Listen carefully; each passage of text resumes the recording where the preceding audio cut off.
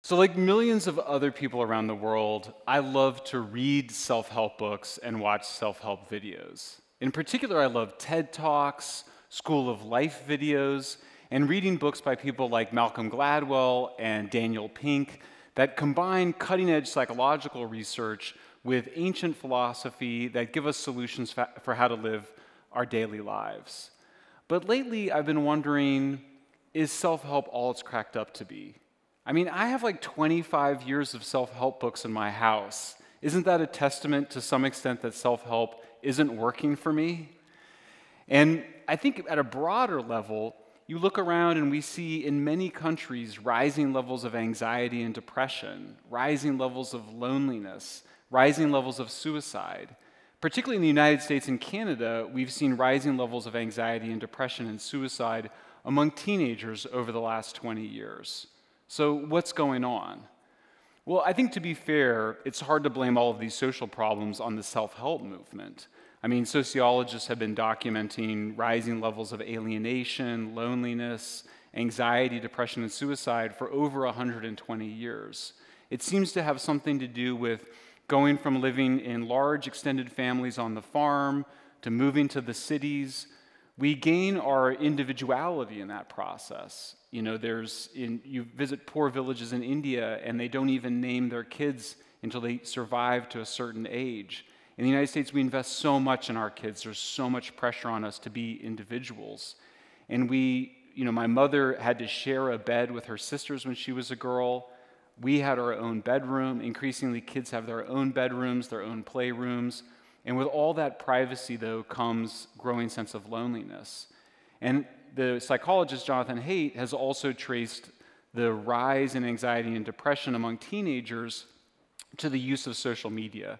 In particular, it's this sort of constant comparison of our lives to other people's lives, all of which seem much more fabulous on Instagram than our own, and we experience envy and fear of missing out. At the same time, I think the self-help movement does deserve some scrutiny. I mean, after all, very few people realize that in the 1960s, the predecessor to what we call the self-help movement, the modern self-help movement today, was the human potential movement, and it set itself up to solve many of these exact problems: alienation, loneliness, anxiety, depression, and even suicide. So what went wrong? Why does self-help fail us as individuals and at a societal level? There's three broad explanations that have been given to this. The first is just that the entire focus is wrong. We already are too self-obsessed. We all suffer from too much narcissism. I mean, how often do you go visit special places and everyone's just taking a picture of themselves in that supposedly special place? There's just too much pressure on ourselves to be individual selves when we were much happier blending in with our communities. I think there's a lot right in this criticism. You know, the fact of the matter is we know from a lot of research that we are much happier when we, for example, spend time in communities, when we lose ourselves in a crowd, and even when we volunteer and live a life of service. But the question is, why don't we do more of that? Why is it that on a Saturday or Sunday when we get up in the morning, we'd rather just go have brunch or be lazy or hang out rather than go volunteer at the soup kitchen or at the local charity or at the local park? It's hard to blame that on the self-help movement. That just seems like a very human phenomenon. The other big criticism is that the self-help movement is now a self-help industry, a multi-billion-dollar industry where gurus make tons of money to keep people hooked on attending self-help seminars, buying self-help books, watching self-help videos. And the idea is that really, in the same way that psychotherapists don't necessarily have an interest in you getting better. You know, one possibility is you go to the psychotherapist, you need to go to a couple times and then you're free, but so often it seems like what the therapist wants is for you to come every week or twice a week because that's how they make a living. There's nothing sinister about it. It's just normal human behavior in a capitalist society. I think there's a lot of truth to that explanation too, but it doesn't seem to really describe why self-help fails. It just simply is a further explanation of how it fails. And is it really such a problem that it's a for-profit industry? We have lots of for-profit industries that do really great things that don't make people dependent. often it's pointed out that 20% of the people that buy self-help products or services use 80% of them. It's a classic, same thing with alcohol sales, same thing with illicit drugs. But that also means that 80% of the people using self-help are getting some benefit from it and are treating it like a stepping stone to something else rather than as a source of dependency. I think the third big reason for the failure that's offered of self-help is something that's peculiar in some ways to the United States and somewhat recent, but it is starting to spread internationally, which is the growing strength of what you might call victim ideology, or a kind of victim culture. And this is really strange for me because I grew up in the 1980s, and my hero as a young liberal kid were people like Gandhi and Martin Luther King and Nelson Mandela. And these were people who epitomized overcoming victimization, overcoming oppression, working together to do so, not sort of wallowing in it or imagining that there couldn't be any achievement outside of social change.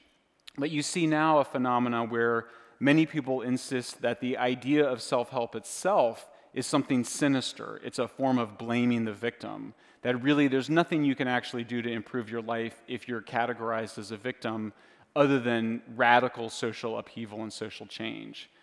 And again, I think the problem with this explanation is simply that it seems like more like a description of how self-help has failed rather than why it's failed. It's just been outcompeted by victim ideology, but it doesn't really explain why it's lost out. What is behind that?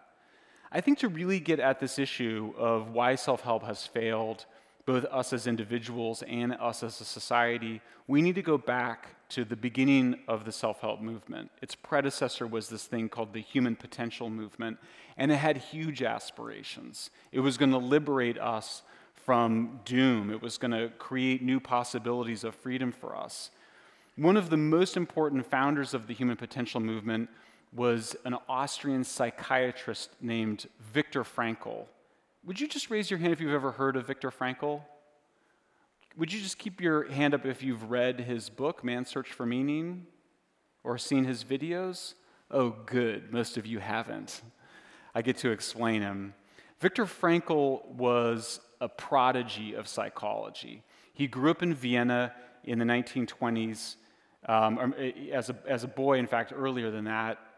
He wrote a famous letter to Sigmund Freud, who was also in Vienna at the time, at the age of 15, and Freud was so blown away by this letter that he offered to help get it published in a peer-reviewed scholarly journal. But over time, Frankl moved away from Freud's basic view, which was that in order to deal with your present-day unhappiness, you have to understand the ways in which you were traumatized as a child. That's the basic idea of psychoanalysis and a lot of psychotherapy, is that in order to heal yourself in the present, you have to go back to the past. But Frankl found this didn't work.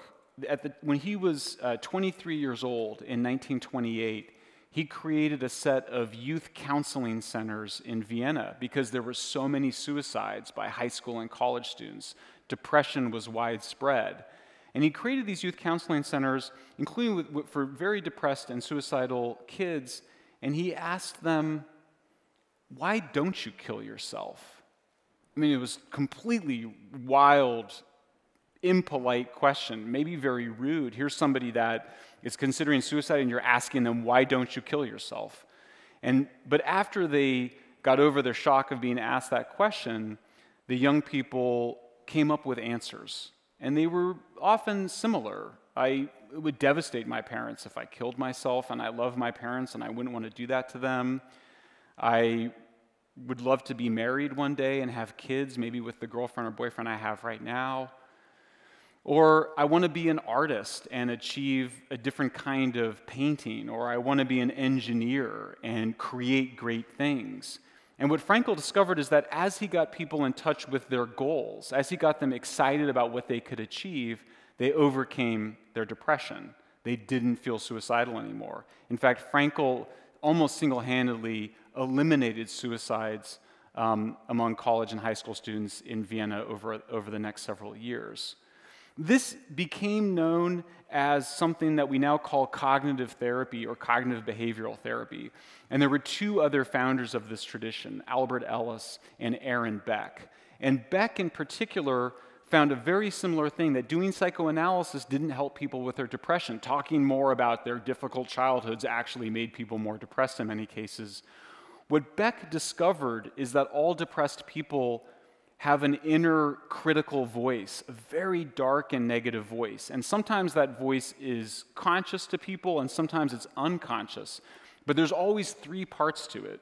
The first is, I'm a terrible person, I'm a weak person, I'm a bad person, I'm incapable, I'm a victim. That's the first part. The second was that the world is a pretty terrible place, full of cruelty and greed and oppression. And the third is that the future is dark. Civilization is coming to an end. The world might be coming to an end. I got interested in that philosophy and cognitive, this insight, because when I was reading books about the environment 15 years ago, I found myself getting very depressed. I didn't feel happy at all. I felt very depressed about myself and my world. But when I read books about the civil rights movement, about Martin Luther King, I felt really happy. I felt really good about it. And I knew there was something going on with that particular story. So what Beck did is he just asked his patients to just try to argue back against their own critical voice. Let's find the ways in which you think you're a good person, a strong person, a creative person, a caring person. Let's talk about the ways in which the world is full of opportunity and possibility. And let's think about how the future could be bright and hopeful, full of possibility. And it worked. And this became the basis of cognitive behavioral therapy. The third psychologist, Albert Ellis, was also very influenced by this strategy, but he drew on, in fact, they all were influenced by a philosophical tradition known as Stoicism. Would you just raise your hand if you've heard of Stoicism? Oh, I love it. Would you keep your hand up if you've read any works by Stoics? Seneca? Anybody? Stoicism is self-help for cool people right now. It's very much in fashion, and for good reason. But I think that we've left out one of the most important parts of Stoicism, and that is the exact same part that has been missing from self-help for so long. I only recently started reading works of Stoics, in fact, less than a year ago. The first book I read was Seneca, and I was blown away by how contemporary a book thousands of years old felt to me. There's a particular passage in it where he describes a boy from the city-state of Sparta, which of course is the famous warrior city-state from the movie 300 that many of you may have seen. Fantastic movie. And the boy was captured, and he said, "I shall not be a slave." And he proceeds, when they give him his first order, he proceeds to run as fast as he can and bash his head against the wall until he dies. That's the entire story in that part of Seneca's book. And it's so weird, and so striking, but I was impressed when I read it. It made me feel happy reading about this slave boy who bashed his head out. Why would that be?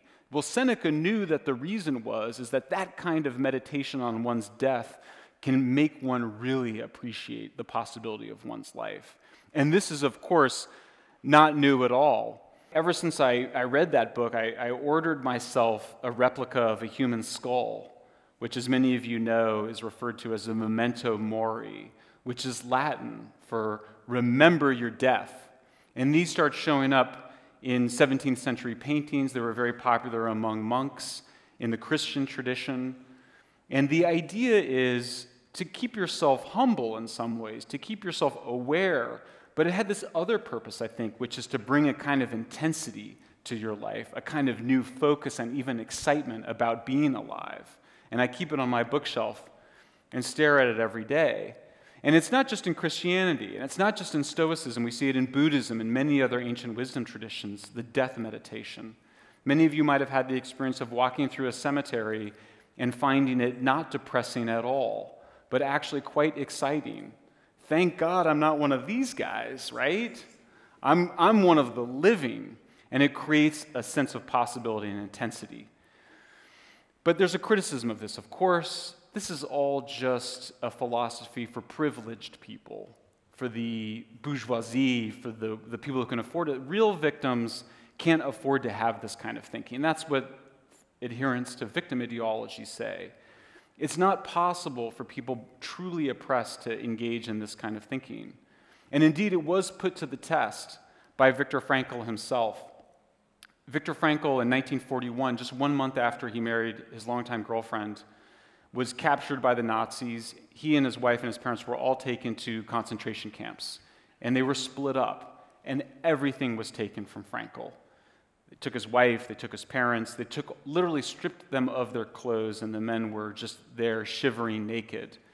And in his coat pocket, Frankl had the manuscript of a book he had slaved over about this new philosophy, this new psychotherapy that he was creating, kind of language therapy is what he called it, or logotherapy. He lost everything. This was the ultimate test.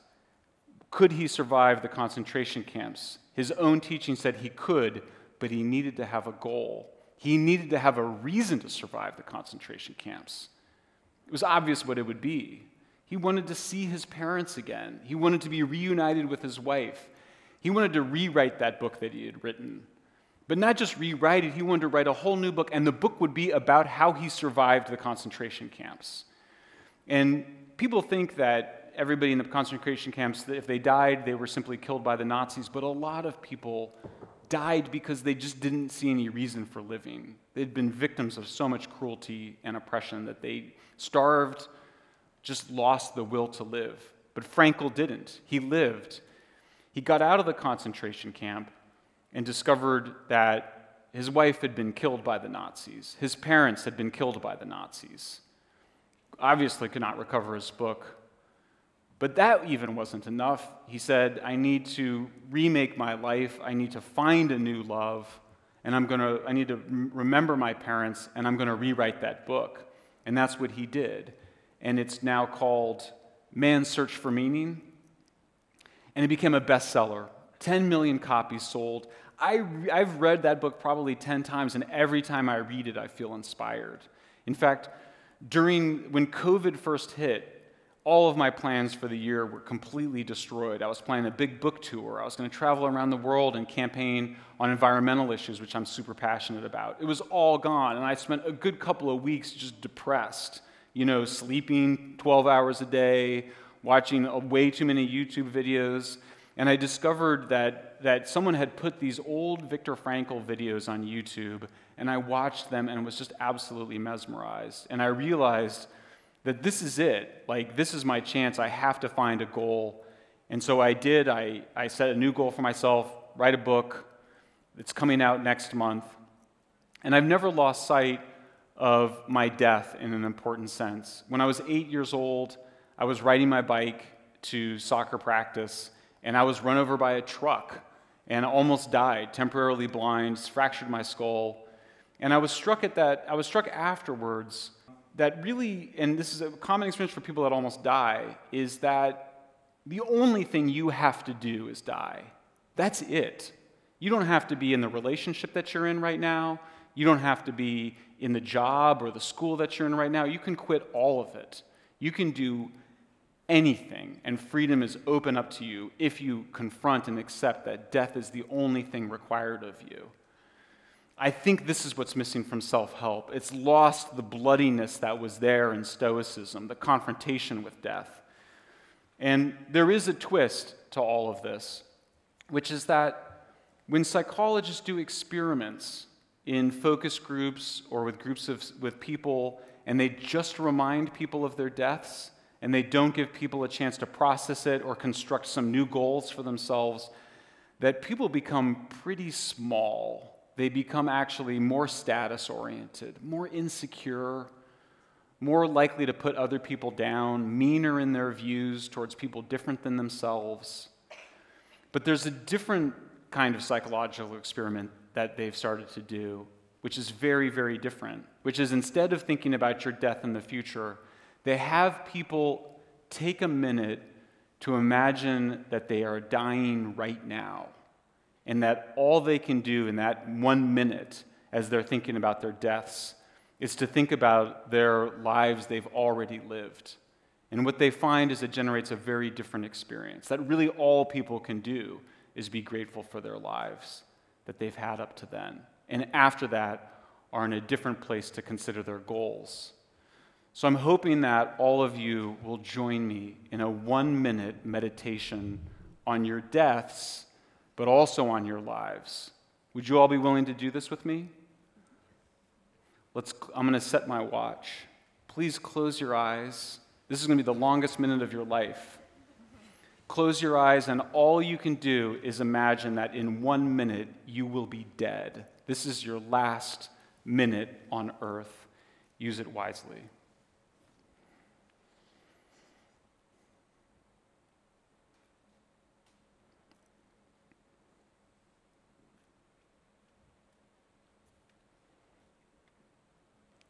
Thank you all for participating. I have great news. You're all still here. You have all just had a near-death experience. And so what you can do now is think about, how do you want to live this one precious life that you have? What are your goals for yourself? How will you make the most of it? How will you intensify everything that is about to come? Thank you very much.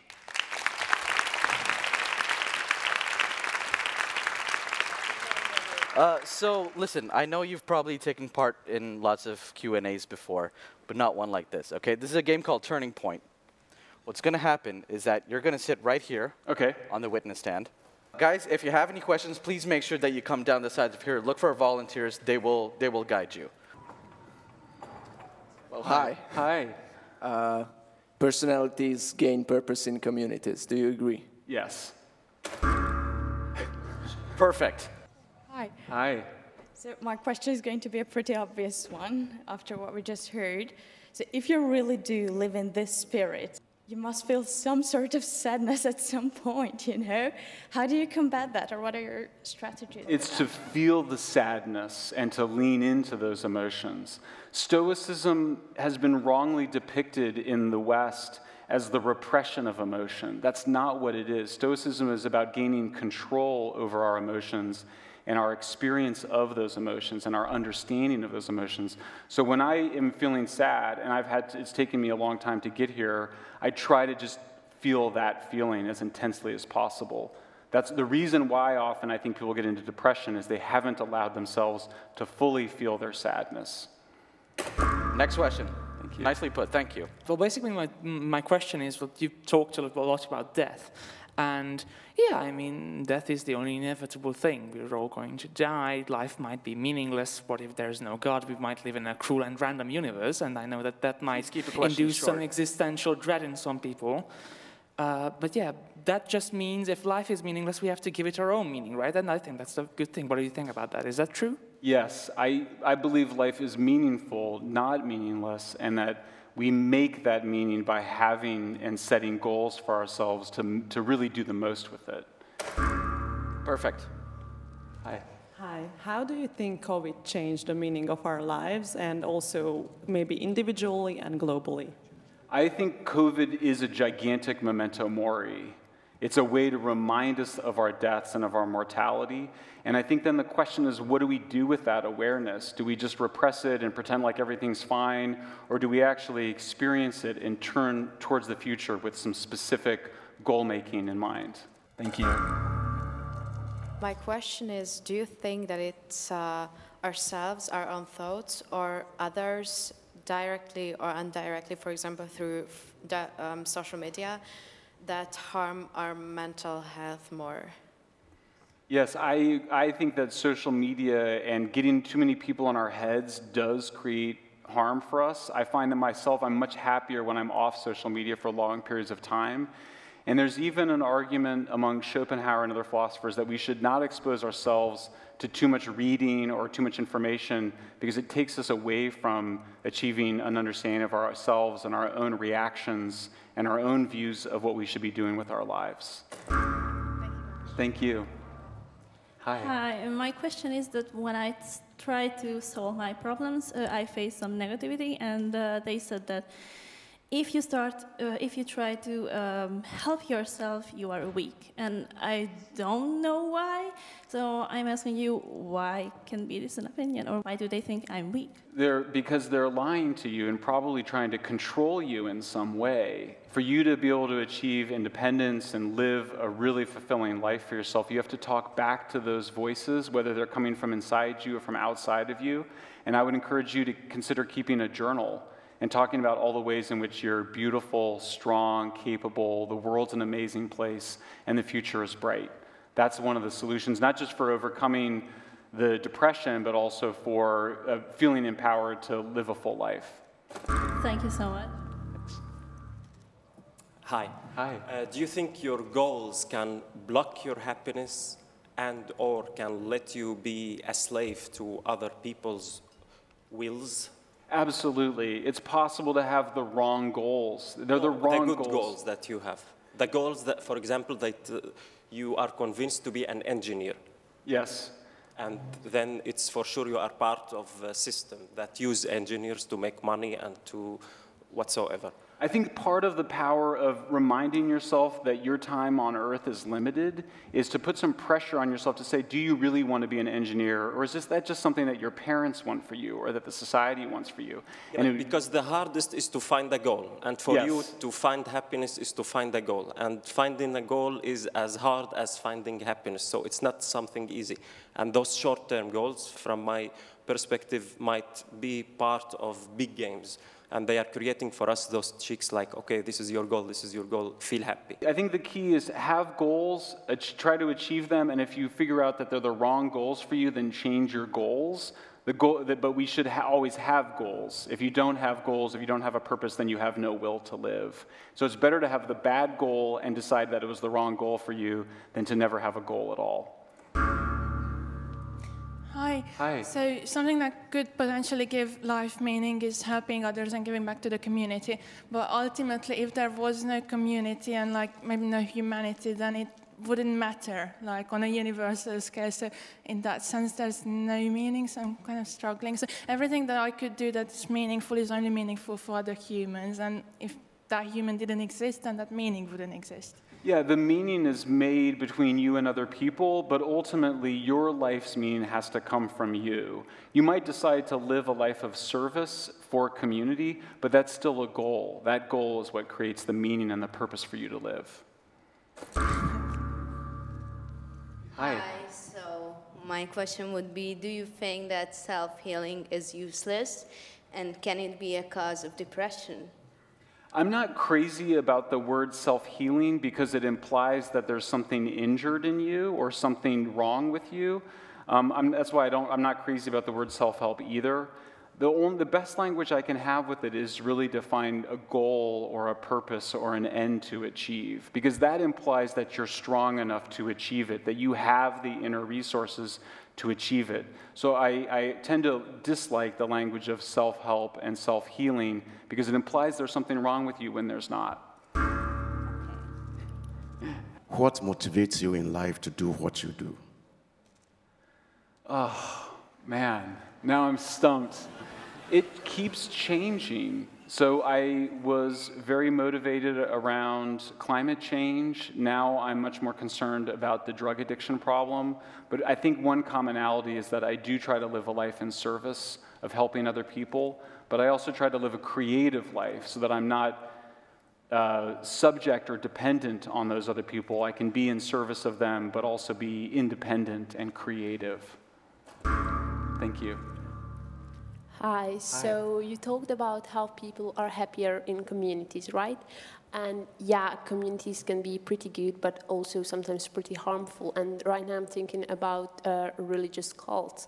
Do you think that people are not living and realizing their situation in a religious cult because they just want to be part of something?